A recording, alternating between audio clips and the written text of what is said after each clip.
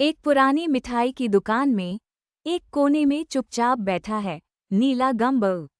सबको खुशी खुशी जाता देखता है और खुद बस वहीं का वहीं भूला सा रह गया। हर घूमती हाथी के साथ एक नया रंगीन गम्बल खुशी से झूमता नीचे जाता है।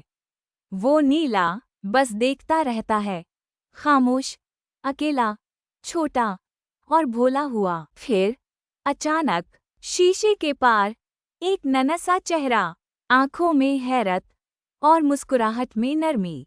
नीला गम्बल पलकें झपकता है। क्या वाकई कोई उसे देख रहा है? चर्रर हाथी आहिस्ता से घूमती है और वो हरकत करता है। दिल धड़कने लगा है, कदम कदम पर जैसे नई उम्मीद हो। क्या यही वो लम्हा है? क्या मेरी बारी आ गई?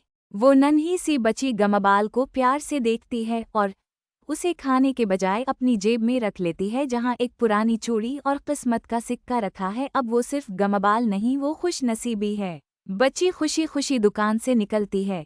सूरज की रोशनी उस पर जगमगा रही है और जेब में नीला गमबाल प्यार से मुस्कुरा रहा है।